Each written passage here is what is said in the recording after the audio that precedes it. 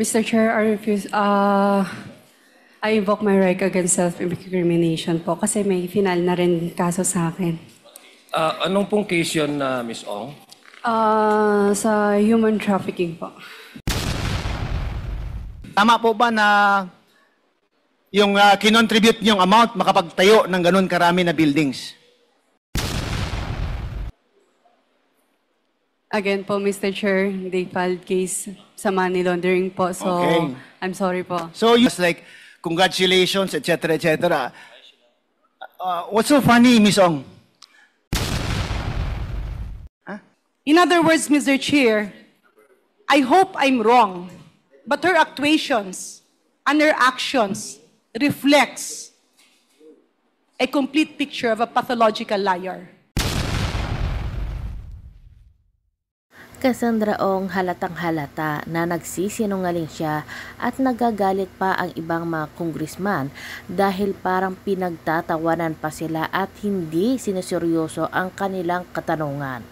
Dito ay sa mga pinakita ebidensya ni Congressman Dan Fernandez, halatang halata na dismayado nga itong si Cassandra Ong dahil nabisto na nga siya na marami palang account na tinatago nito. Kataliwas nga sa katanungan nito at sagot nito na kunti lang daw ang kanyang account. Kaya narito guys, panoorin natin ang video. Hapon po sa ating lahat. Mr. Chair, I'd like to direct my questions to Ms. Cassandra Ong. Ms. Ong, kumusta ang pakiramdam mo? Nakatulog ka ba ng maayos? Nakakain ka okay ba yung pagkain mo? Okay lang po, Mr. Chair. Okay, so yung blood sugar mo okay naman? May maintenance naman po. Okay, sige. Thank you very much. Sir Chair, Ms. Cassandra Ong, balikan lang po natin yung mga naunang pandinig, no? Na-establish po natin yung fact na you were born in 2000, in year 2000, right? And then you were not able to finish your elementary education. That's correct, right? Yes. Pwede pong pakigamit po yung mikropono. Tama po? Tama po, Mr. Chair. And then in 2019, you were 19 years old at that time and you were already the representative of Lucky South 99. No? Tama po ba yun? Mr. Chair, I invoke my right against self-incrimination po kasi may final na rin kaso sa akin. Anong pong case yun, Ms. Ong? Sa human trafficking po. What does that, ano po yung kinalaman doon sa... But anyway, Ms. Ong, dito po, kasi it's already an established fact that you were, in 2019, you were already representing Lucky South 99 as indicated by the established agreement that you entered between Lucky South and Whirlwind Company. So, but the fact is, you were 19 years old at that time. Tama po ba? Tama po, Mr. Chair. Okay, sige. So, sa unang pandinig din po, na-mention niyo po na hindi niyo po sinusubaybayan itong hearing na ito prior to your coming here, no? Hindi lahat. Hindi lahat? Bali, napapanood naman. Sobrang madalang lang po. Okay. So, aware din ho kayo dun sa mga unang katanungan regarding your first meeting kay Attorney Harry Roque? Yung mga kasagutan po niya? No po, Mr. Chair. Okay. So, maaari niyo ba pong may salaysay kung ano po yung nature or yung circumstance ng inyong pag-meet ni Mr. Harry Roque? Saan po ulit, Mr. Chair? Maaari niyo po pang may salaysay kasi sabi niyo hindi ho kayo nakikinig or nanonood sa mga naunang pandinig ng committee ito. So, hindi niyo rin ho, I think, nakita o napanood yung mga kasagutan po ni Attorney Harry Roque nung siya po ay tinanong kung paano po kayo unang nag-meet, no? So baka for fairness sake, no? Maaari niyo po ba bang may salaysay sa amin dito? Ano po yung nature, ano po yung circumstance kung paano ho kayo nag-meet first ni Attorney Roque?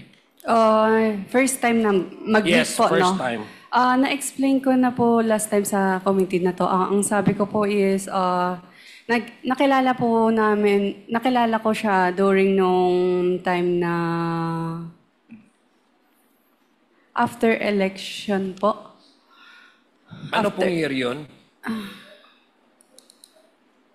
After election, mga around like... Kasi dalawa pong election. In 2019, nagka-election po tayo. In Opo, 2022, yung last election po is... 2019. 20... Tama po ba?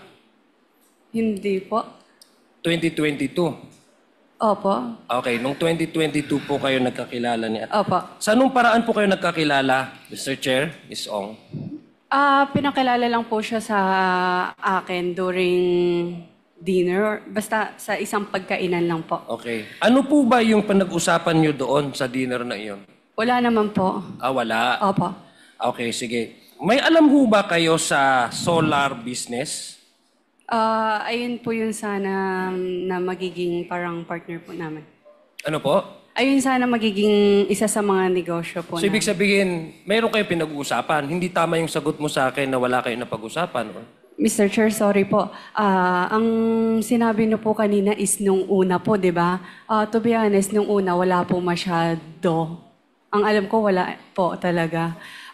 Pero Hindi, meron kasi po... Mr. Chair, ang sabi, at gusto ko lang pong ilinawin dito na kasi nga po you were very somewhat close or had an influence or perhaps meron kang certain relationship with Attorney Harry Roque na yung hiningi mo sa kanyang samahan kanya sa pag-course. So hindi lang yun acquaintances. Maybe something is really between you. That's why I'm trying to understand whether Attorney Harry Roque was really telling the truth when he was asked the first time that you met. Ang sabi po niya is you met together in a I don't know, in a convention or in a para po doon sa mga solar business, no?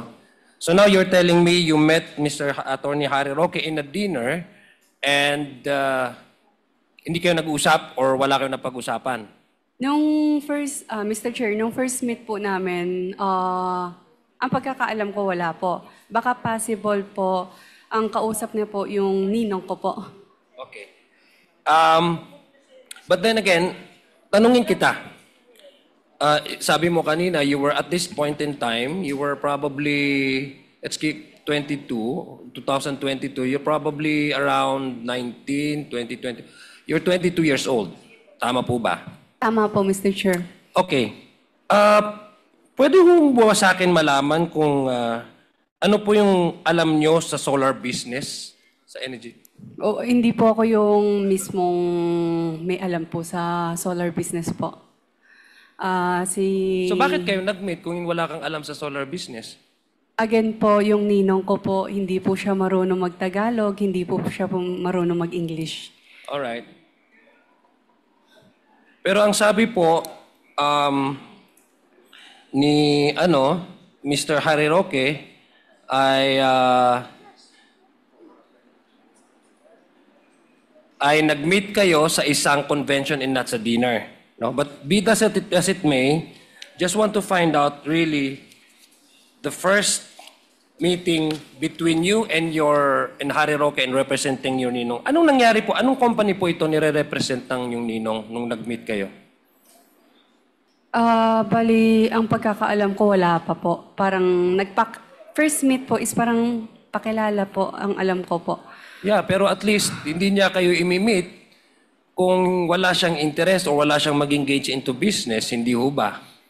By that nung time na yon, Mr. Chair, hindi po yata ako hindi po ako yung naging translator nung time na yan. So, hindi. So, anong ginagawa mo doon?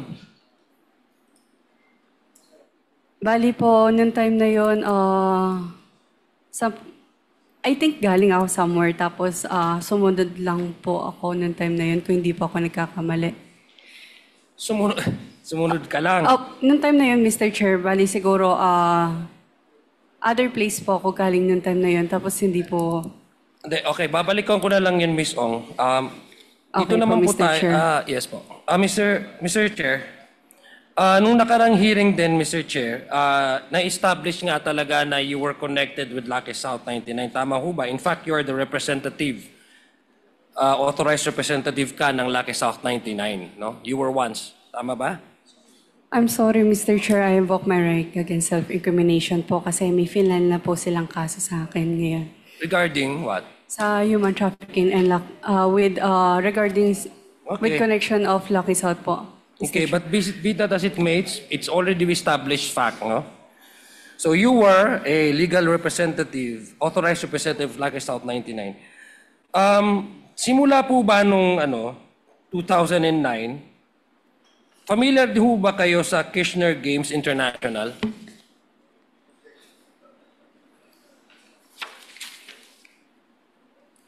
I'm not sure po, Mr. Chair. Sigurado ka? Opo. In 2009, Mr. Chair, nag-apply po ang Lucky South 99, in fact, for, nandito po yung application kit of Lucky South 99 as service provider for Kirchner Games International dito po sa PAGCOR. I'd just like to, if I may request, Mr. Chair, the COMSEC, pwede pong paki-flash sa monitor yung service provider application form. Hindi, yung isa po. Yung application kit of Lucky South as service provider for Kirchner Games International. Yan. Pirma niyo po ba yan? Ms. Casiong?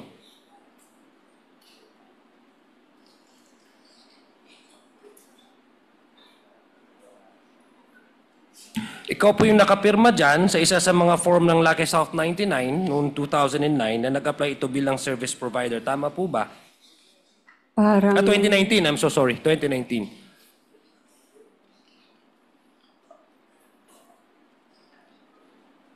Mr. Chair, parang hindi ko po sulat yan. Do you have the copy po? Yeah. Pwede ko makita. Yeah. Comsec, please. Thank you po, Mr. Chair. Mr. Chair, I hope this will not be deducted from my time. Yeah, it will not be deducted. Thank you, Mr. Chair.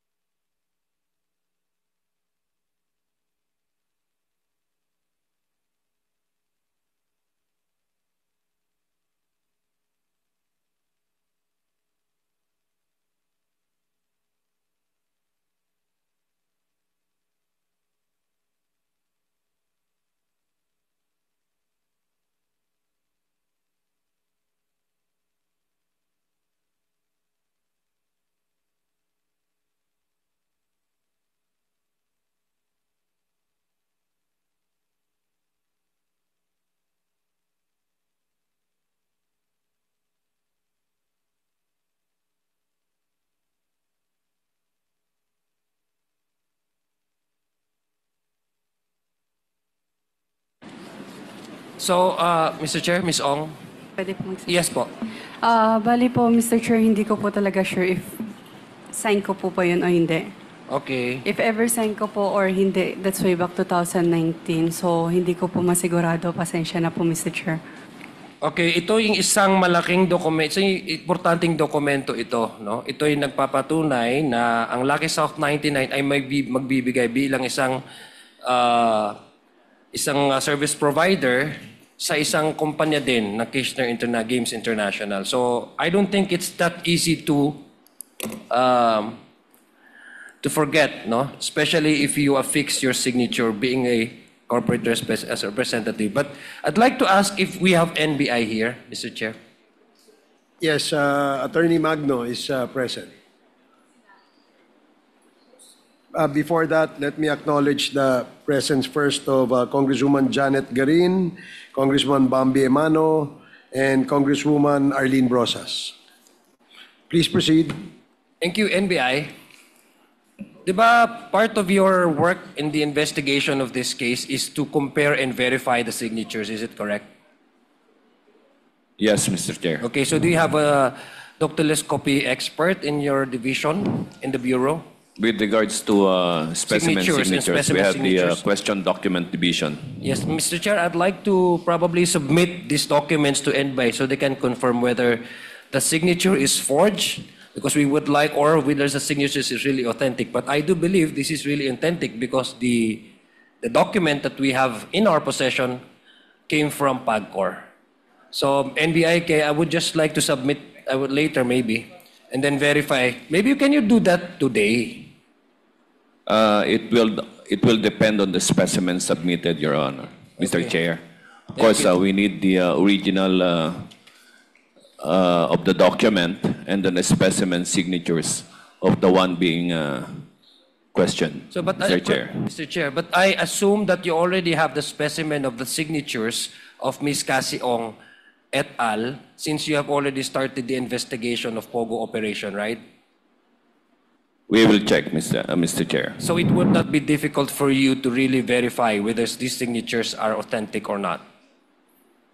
We will check with our investigative team.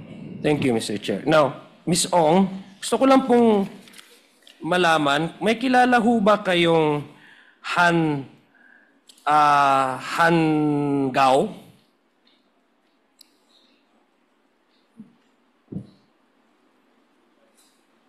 Kilala niyo po ba yan? Yes po, Mr. Chair. So kung kilala niyo po ba, alam niyo ho ba rin na base dito sa dokumento, nag-apply ang Lucky South noong 2019 at siya isang CEO and president po ng isang service provider, no? At tinutukoy dito sa application form ay ang Lucky South 99. Tama po ba? Mr. Chair, hindi ko po sigurado kasi hindi po ako yung nag-prepared niyan, Mr. Chair. Yeah, but kilala mo ho siya? Yes po, Mr. Chair. Okay. So alam ni rin ho ba na na siya ay based doon po sa certificate na pinakita natin, connected po ito dahil ito po yung nag-a-apply ng International Games Incorporated. Tama po ba? Pasensya na po talaga, Mr. Chair. Hindi ko po sigurado kasi hindi naman po. Okay, sige. Mr. Chair, I'd like to ask if we have Bureau of Immigration here. Attorney Ongtat is present from the BID. Maybe I would like to ask PAGCOR. First PAGCOR. Sure. Yes.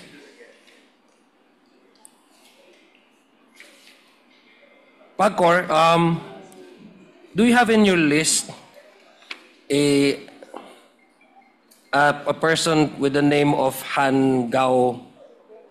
Han Gao, as one of the CEO, used to be the CEO and president of Kirchner Games International Incorporated, who's also applying for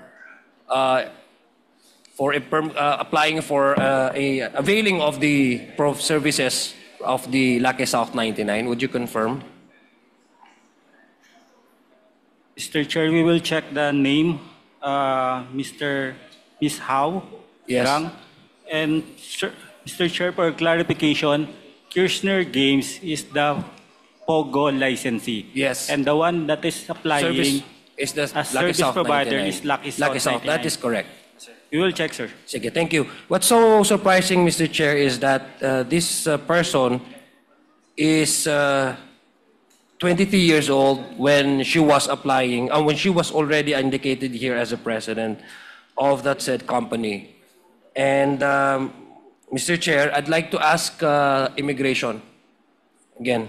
Do you have any data regarding this particular person? What's her visa status? Good afternoon, Mr. Chair. Good afternoon, Your Honor. I'll be inquiring from the officer and then I'll be giving you an update on the identity or whatever data we have on this individual. Okay, thank you very much, Mr. Chair.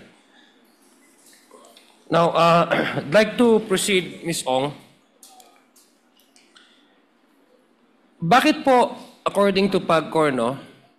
Una po, ano po yung nature ng kumpanya ng Lucky South 99? Baka alam niyo po nung pagpasok niyo. Di ba ho, isa yun siya sa mga service provider? Tama ho ba? Tama ho, PAGCOR? Kasi Yes, sir. baka mag-invoke naman si Ms. Ong. Yes, Mr. Chair. Okay. So, Ms. Ong, in 2020, ba't nag-a-apply ngayon ang Lucky South 99 for a POGO license from a service provider at nag-apply kayo after a year as a POGO operator? Mr. Chair, pwede ko kayo i-consult sa lawyer ko saglit yan. Hindi, pero hindi, ito na-establish na po ito na ano, 'di ba? In fact, you went to the PAGCOR with Attorney Harry Roque. Now, from the service provider before in 2019, you have applied for a POGO license, 'di ba? Ang tanong ko ngayon, Ms. Ong, bakit nag-apply ang Lucky South 99 for a POGO license? Dahil nag-operate na ba ito as a POGO? Tama Pwede po ko ba? i-consult saglit yung Okay, lawyer sige, ko please. para lang sa...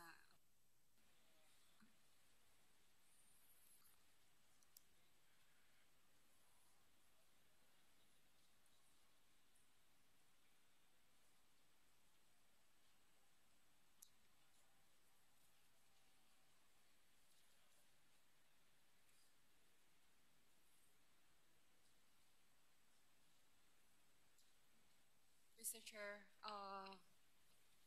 Yes. ano po? Yes I po. invoke my rights against self-incrimination kasi kasama daw po yung Lucky South or yung operation ng Lucky South sa na-file nilang kaso po. Anong kaso yon? Again, Miss Ong, Mr. Chair? Human trafficking po, Mr. Chair. Okay. Okay, but at any rate, Mr. Chair, in 2020, Lucky South 99 applied from a service provider, applied for a POGO license. In fact, it was approved on October 2020. Tama po ba? I mean, this is a record. Tama po ba? I'm not sure po, Mr. Chair. But it was approved in 2020. You were there, you were actually asking for a... But at any rate, alam niyo po ba ang konsepto ng isang service providers, Miss Ong? No po, Mr. Chair. Ha? Hindi po kasi ako mismo yung nag-apply ng mga yan. Nag-representative lamang po ako. Wala po akong kinalaman sa... Pero ito, sige. Opo. So, itong service providers, pwede naman itong maging BPO o customer relations. POGO, pwede rin itong taga-operate ng games. Pwede rin, just answer if it's yes or no, ha? Pwede rin itong IT support provider, gaming software platform, provider, meron ding streaming provider. Tama po ba? Yan po yung... Tama po ba? Pasensya na po, Mr. Chair. I'm not sure po talaga. Hindi ka sigurado?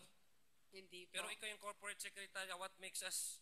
In- paano po namin maintindihan at paano po namin maniniwala na wala kong kaalam-alam when in fact, you've been authorized to sign documents to represent Lucky South 99. In fact, you went to PAGCOR to apply for a renewal or for an IGL after the PAGCOR has amended their guidelines for a POGO operation ng IGL. So, paano po kami maniniwala doon na una, hindi mo alam ang pag-uusapan nyo doon ni Harry Roque, dumating ka lang doon, tapos ngayon na-involve ka sa Lucky South 99 in 2019, pumipirma ka ng pumipirma ng mga importanteng dokumento, tapos wala ka man kaalam-alam. Ganun ba yung gusto mong sabihin sa amin? Mr. Chair, i-correct ko lang po. Corporate Secretary po ako ng WordWin at Lucky South po. And hindi po ako yung nag-apply mismo ng license ng Lucky South po. But you must be very, very influential in the company because you have been authorized by the company to sign on behalf of the entire company, on behalf of the stockholders. So why do you have that kind of influence and the trust of the shareholders to authorize you to sign documents on behalf of the company? What makes you so special?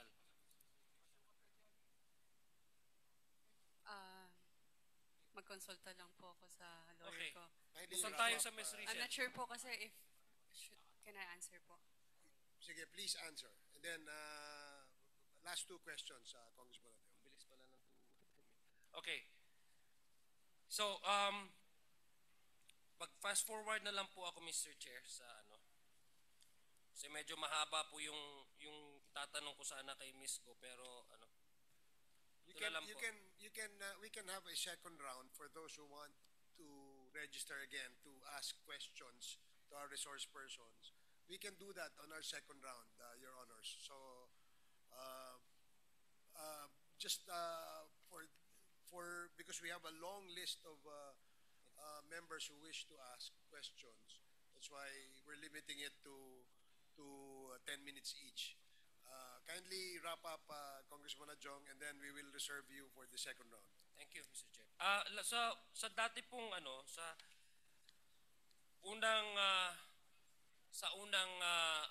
unang pangdinig, ang sinabi nyo, hindi ka involved sa operation ng Lucky South 98. Tama ho ba? Opo. Opo. Yes. Iba po yung nag-represent at inutusan po sa may kinalaman po sa operational. Kaya nga, ang sinabi mo Opo. nga, sinabi mo nga ay ang ano mo lang, ang participation mo lang is ikaw ang nangongolekta ng bayad. Tama po ba? Mr. Chair, regarding sa pangongolekta ng bayad po, huli na po yung last year lang po, Mr. Chair. Ano po? Since last year lang po yung regarding po sa payment po ng PAGCOR po. Oo, yung pangongolekta. No, pangongolekta ng mga ano nyo. Yung mga, di ba nagbibigay ng ang Lucky South 99 sa service providers. May mga kliyente po kayo, hindi ba? Meron kliyente po ng Lucky South 99 po, And when Mr. you were Chair. part of the whirlwind, is it correct that one of your clients is Lucky South 99 and there's been other companies who rented the space? Kasi ano kayo developer ka, realty developer. Hindi ba? Tama mo ba yun? Tama po, pero Okay, so ano yung participation mo doon? nagpaparenta lang po kami. Kaya nga, so sabi ko nga, ikaw yung kumukolekta ng mga payments, no? Ng inyong mga kliyente. Tama po ba yun? Iisa lang po yung kliyente namin, Lucky South 99 lang po. Lucky South 99. Opo, Mr. So, Chair. ilan po yung inirentan po ng Lucky South 99? Hindi po ba na-establish yun na isang address din po yan? Opo, Mr. Chair, iisa lang. Isa lang address Opo. ang Lucky South 99. Yung mga iba pong mga service providers na binibigyan po, sineservice ng Lucky South 99, hindi ho nyo kinukuhan din po ng mga renta? Sorry, pwede po pa kiulit, Mr. Chair? Yung mga others clients po ng Lucky South 99, for example, hindi nyo kumukuha ng renta ang Whirlwind Company? Hindi po, Mr. Chair. Okay. Sige, na-establish din po, Mr. Chair, sa mga unang pangdinig, si Miss Baterna ay inyong executive assistant. Tama po ba yun? Hindi po, Mr. Chair. Hindi, nandun po dun sa affidavit na sinubmit po nung kaso po dun sa ang lawyer po is si Harry Roque. Si Miss Baterna was cited there, signed the documents in the judicial affidavit as your executive assistant. By this time, she's already representing Lucky South 99 and you were representing Whirlwind Company. I'd like to ask na lang Miss Baterna, familiar din ho kayo sa Fujian Company? Fujian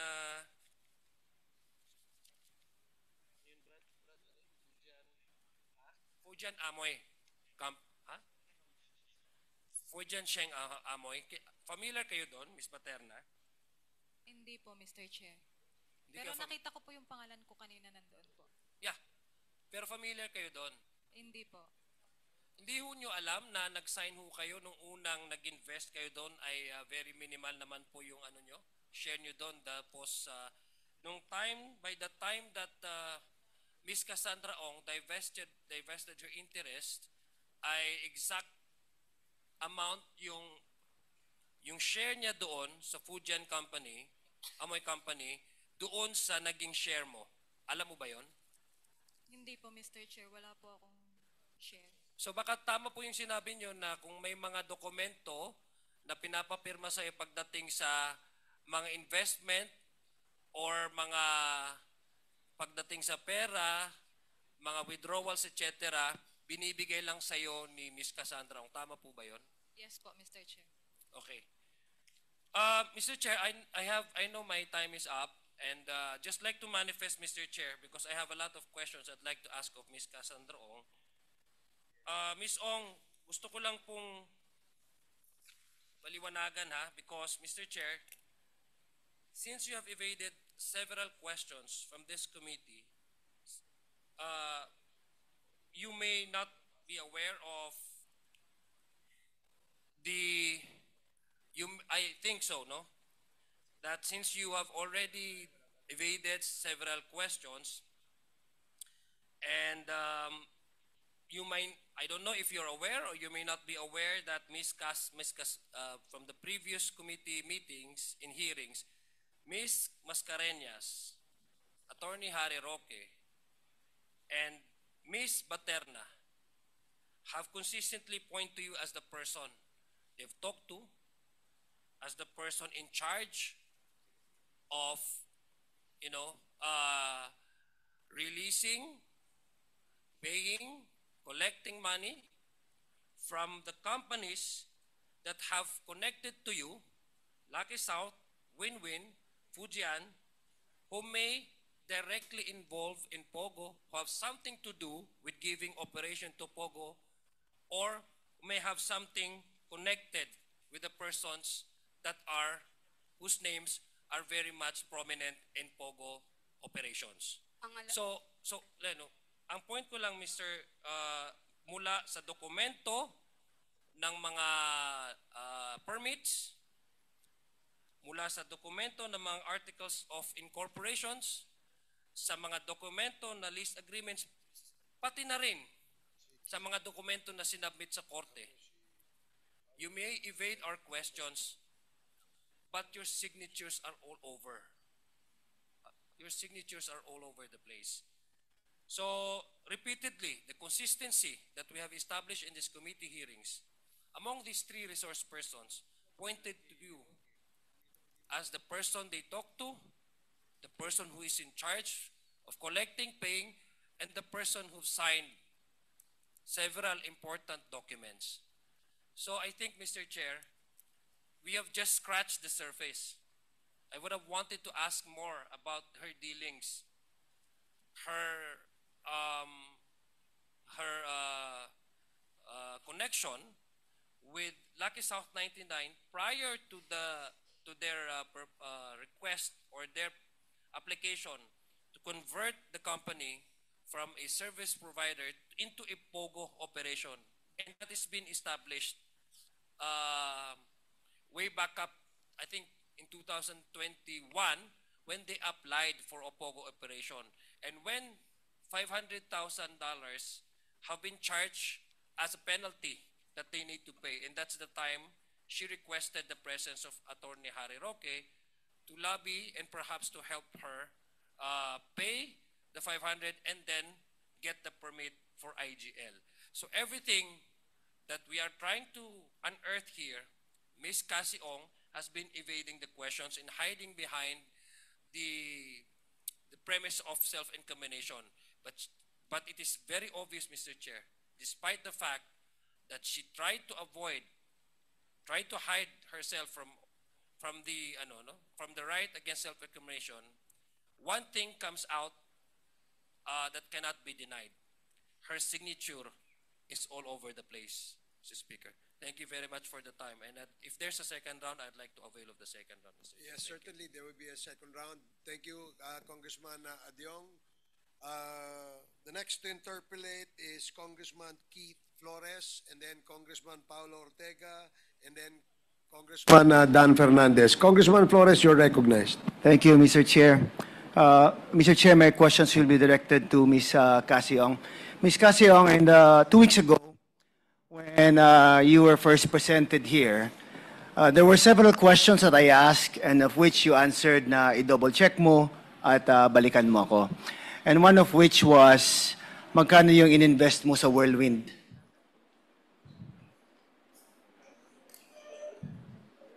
Wait lang po, Mr. Chair. Okay. Iano ko lang po. Sige.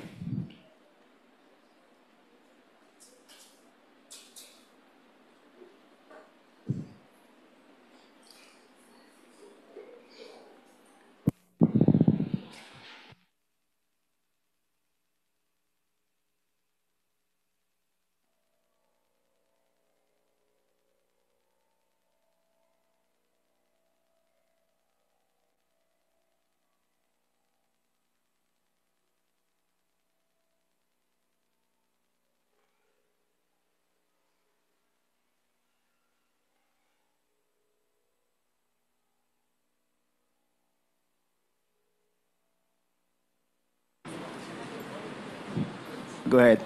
Mr. Chair, still hindi ko pa po sure yung total hindi mo amount. pa sure. Okay. Opo, Pero- kasi See, okay lang. I'll get back to you on that again.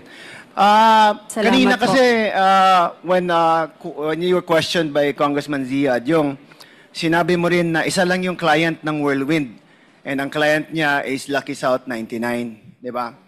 And in 2019, ito ay sinablease ng Whirlwind to Lucky South 99, tama po ba?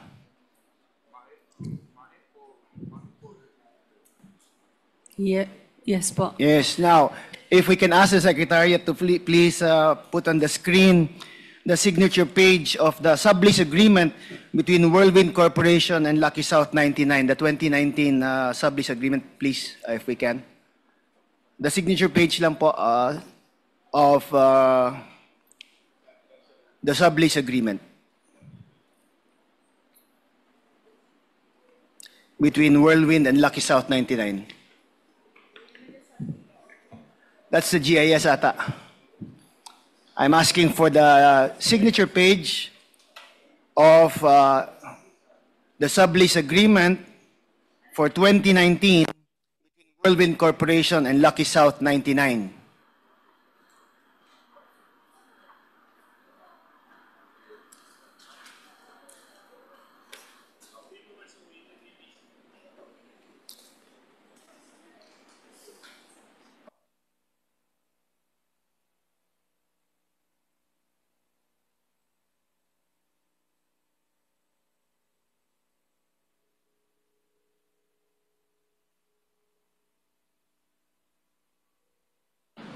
Yes, that's 2021. I want the 2019.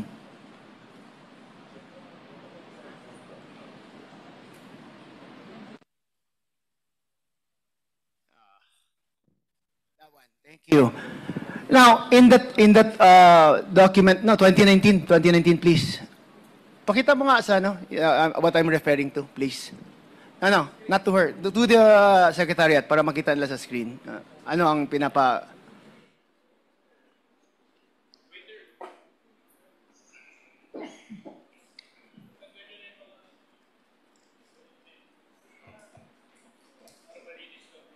Okay. Now, anyway, in the sublease agreement kasi, you signed as authorized representative of Lucky South 99 and not for Whirlwind Corporation in 2019. Tama po ba? I'm not sure po, Mr. Chair. Bali, if regarding sa Lucky South 99 or Whirlwind po, I invoke my right against self-recrimination po kasi may final ng kaso sa akin. But it's just about the contract of lease. Sabi naman kanina, you were answering na Lucky South 99 lang yung nag-lease ng premises ninyo, di ba? Mr. Chair, sabi po na, ang advice po ng lawyer ko is maaari po siyang gamitin in the future case po. Okay, sige. But Pasensya anyway, na po. if I can just show you, if our secretariat can just show it sana, na you, in 2019, signed as authorized representative of Lucky South 99. Yet we have the same copy of the sublease agreement dated 2021. This time naman, you signed as representative for Whirlwind Corporation. And in the sublease agreement, ang nakasabi doon is that they're renting the place for 100,000 pesos per month. Maalala niyo po ba na the rent was 100,000 pesos per month, Ms. Casiong? I will double check it po sana. Kasi wala po sa akin lahat ng documents po, Mr. Chair. If I show it to you, will you be able to recognize the sublease agreement ba? Pero, Mr. Chair, if regarding po sa Lucky South or Whirlwind po, I invoke my right against self-incrimination po kasi maaari po siyang gamitin sa Okay. akin. Now, kung sana That's nga, the kung advice of the magpakita lawyer. lang to sa screen natin, it will show that the sublease agreement states that the monthly rental is just 100,000 pesos per month. No? And in our previous, in your testimony the last time you were here, you said na ang pag-finance sa pagtayo ng buildings doon sa Whirlwind Corporation was from the rentals of Lucky South 99. Now, if you add it all up, that's just going to be 1.2 million a year ang rentals sa 100,000 po. Now, how could you be able to finance the building situated in that Pogo hub if it was just earning 1.2 million a year? Mr. Chair, regarding naman po sa rental, yes, nagsabi po ako last time, pero right now po, they filed money laundering. Okay nga, po. I'm just telling you. Opo. Kasi ayaw mong sagutin eh. So I'm telling you now na 100,000 yung rental at sinabi mo na ito yung ginamit pagtayo ng buildings doon. Now, I'll ask the Presidential Anti-Organized Crime. Sir, when you raided the place and there were 45 or 46 buildings in Whirlwind, magkano po sa tingin nyo ang ginastos nila to put up those structures? At the very least, Your Honor, it would be in the hundreds of millions. At the very billions. least. 2 billions. Okay. Now, if the corporation was only earning 1.2 million a year based on the sublease agreement signed by Ms. Cassandra Ong, how could they have been able to finance the building of those structures? Quite obviously, not from the legitimate proceeds of both the sublessor and the sublessee. They might have taken other proceeds from not so legitimate sources, not manifested in the earnings of both sublessor and sublessee. Kasi nung tinanong ko rin 2 weeks ago si Ms. Cassandra Ong kung nag-loan ba sila, sabi niya walang loan. They finance it on their own from their actual contributions and from the earnings of the rentals from the place. And she testified earlier upon questioning by Zia Adjong na isa lang yung client ng Whirlwind. It's just Lucky South 99 who was only paying 100,000 a month or 1.2 million a year. So now, baka naman sa actual contributions nila when they incorporated Whirlwind, baka doon naman pwede na ilagay yung capitalization nila. Would that be a possible source of the income, Mr. Casio? Unfortunately not, sir. That's not where, according to our investigation, it would not point to that particular direction also.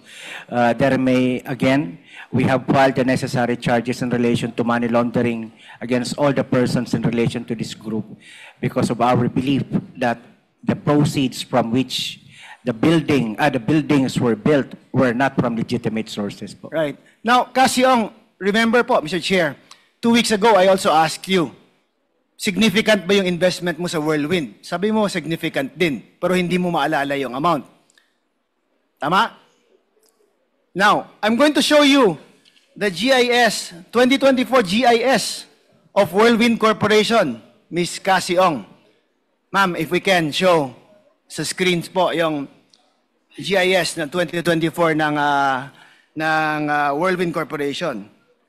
Ang binayad niyo po, representing 50%, I don't know, 58%, supposedly ang subscribed shares nyo is only worth 725,000 pesos. Hindi po umabot ng 1 million. Ang actual na binayad nyo po is only 181,250 pesos. Yan lang po as majority stockholder of Whirlwind Corporation, a corporation that owns 46 buildings in a Pogo hub that is estimated to be in the billions. Now, Mr. Chair, saan nyo kinuha yung pera pagtayo ng buildings na yun? Kasi definitely, hindi nanggaling yun sa rentals. Definitely, hindi nanggaling yun sa pondo na inilagay nyo in creating Whirlwind Corporation. Ms. Ong. Mr. Chair, pasensya na po ulit. I have money laundering case po, so I invoke my right against self-incrimination po. Mr. Chair. But the articles of incorporation has nothing to do with the money laundering naman. This is not a bank account. This is not the in or out of cash in your accounts. It's just your subscription of a corporation, which you have answered naman, Mr. Congressman Zia Adyong kanina. So how would that incriminate you? Can I consult my lawyer Go ahead, po? please consult your lawyer. Thank you po. Yeah.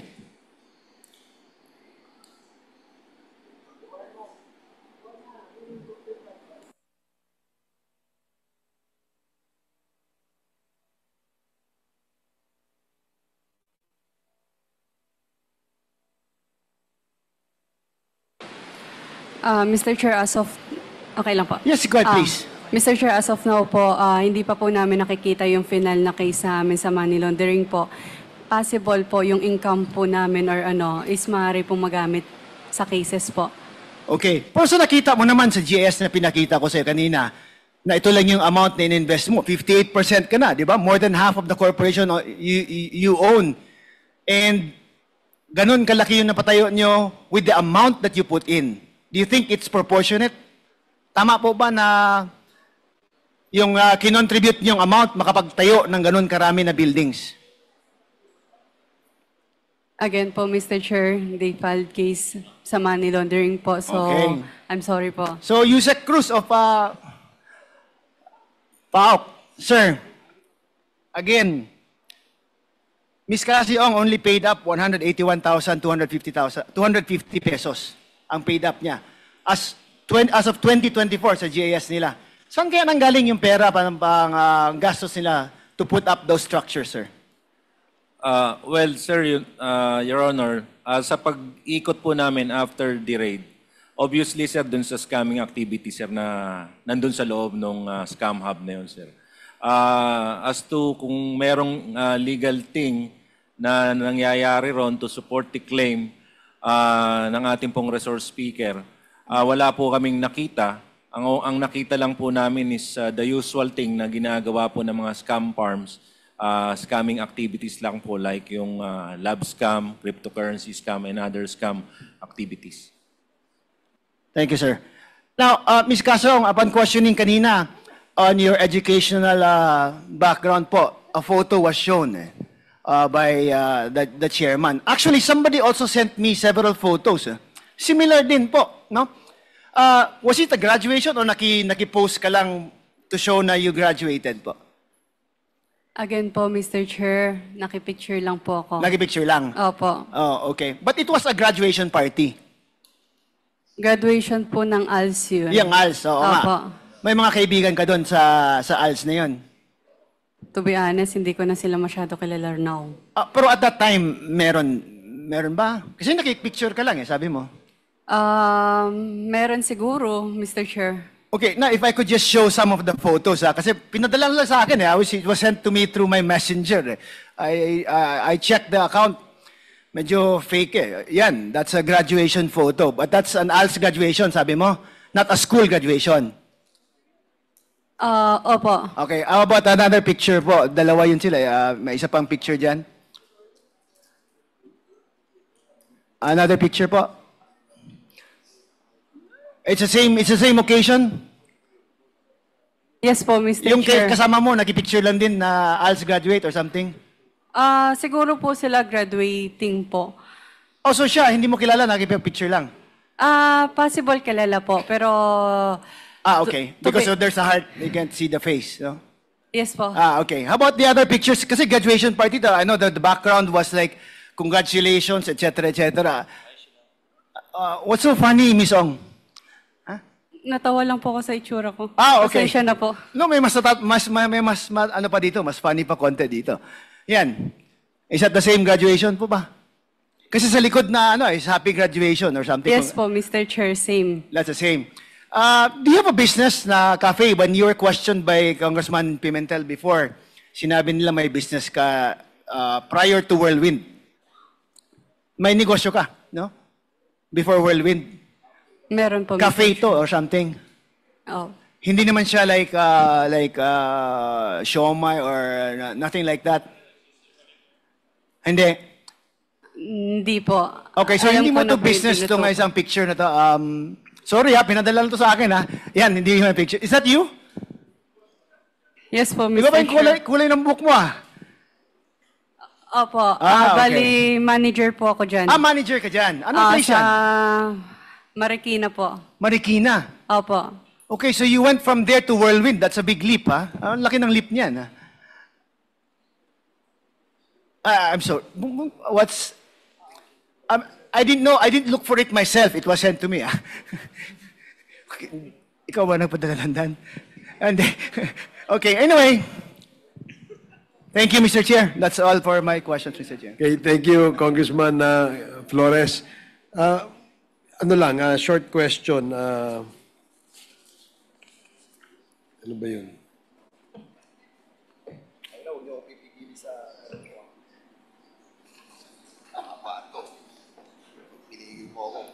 Cassandra Ong and Alice Go is talking to each other. Halata po kayo. You're being watched in the whole country. Okay, nawala. Let me remind you.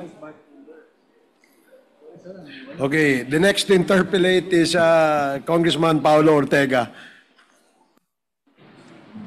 Mr. Chair, 1 minute interjection, just a clarificatory, because it's related, ayaw nating mawala, Mr. Chair. One question only, if I may, please. With the indulgence of Congressman Ortega, kasi wala talaga sana tayong interjection. Very quick question, Mr. Chair, if I may. Okay, please. Because I wanted to ask this before. Earlier, Kong Adjong asked Miss Cassie Ong, tinanong po kayo kung kumusta kayo, kumusta ang kain nyo, kumusta po ang low sugar nyo. You mentioned, okay naman kasi may maintenance. Ano po ang maintenance nyo? You don't have to ask your lawyer kung ano yung maintenance mo. Medical po. Yung hindi ko po sure kung for blood lang po siya. And meron din po for anxiety po. Hindi, ang tinanong kasi sa inyo kanina, bumaba ang sugar nyo, and you were asked, kumusta po kayo? Ang sagot nyo, may maintenance naman po. Opo, So ano po ang maintenance nyo para sa low sugar nyo? Bali galing po sa hospital Ano po. po ang pangalan?